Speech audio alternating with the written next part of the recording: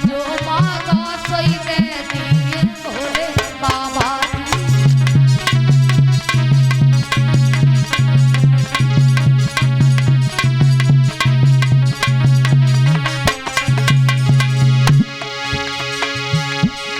बाबा बात बताइयो मन की, कमी नाई कछु मेरे धन की, सब बिच से कर तेरी राजी भोले बाबा।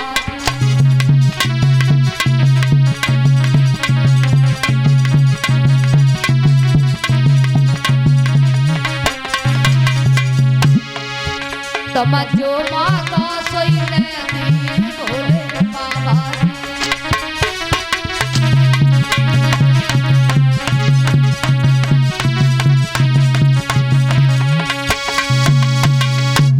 कहा है जो भी मांगना हो निसंकोच होकर के मांग लीजिए। तो कहा है हमें ज्यादा कुछ नहीं चाहिए, केवल 3.5 कदम भूमि आप हमें दान में दे दीजिए और आपको इसका संकल्प करना पड़ेगा।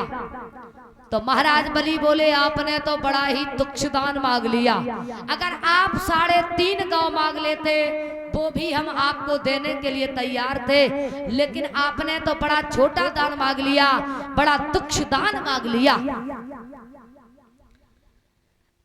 बोले देखो हम हैं ही कितने 52 अंगुल के हैं, और इतने में ही हमारा उठना बैठना सोना भोजन पानी भगवान का भजन तपस्या सब होता रहेगा, बस हमें इतने से ज्यादा नहीं चाहिए। और भाई मैं तो एक संतोषी महात्मा हूँ, और महात्मा को क्या चाहिए है? बोले कोई बात नहीं है, अगर आपको 3.5 कदम भूमि का दान चाहिए तो ठीक है, लेकिन जीवन में आपको कभी भी किसी चीज की आवश्यकता पड़े तो कहीं और जाने की जरूरत नहीं है, आप हमारे धाम के लिए चले आना। आज महाराज बलि ने निसंकोच होकर के 3.5 कदम भूमि का दान दिया है, और जब 3.5 कदम भूमि का दान दिया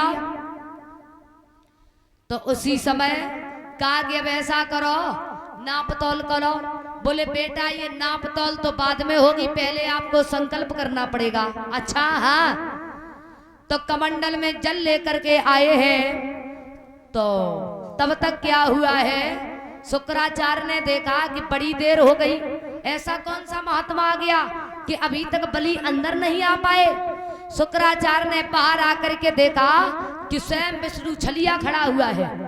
कहा कि बलि तुमने ऐसे कुछ दिया तो नहीं, कुछ दिया तो नहीं? कहा कि हमने तो 3.5 कदम भूमि का दान देने को कहा है, बस संकल्प होने के लिए जा रहा है।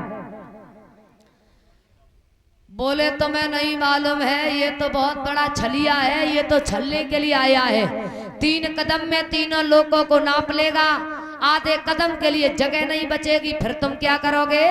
पाताल में डाल करके चला जाएगा। इसलिए तुम ऐसा करो, इसे यहाँ से लौटा दीजिए। कहा कि अब जो हमने देने को कहा है तो वचन से विमुख नहीं हो सकते हैं। शुक्राचार्य जी बोले हैं तुम्हें नहीं मालूम, इसने एक नहीं अनेकों छल किए हैं।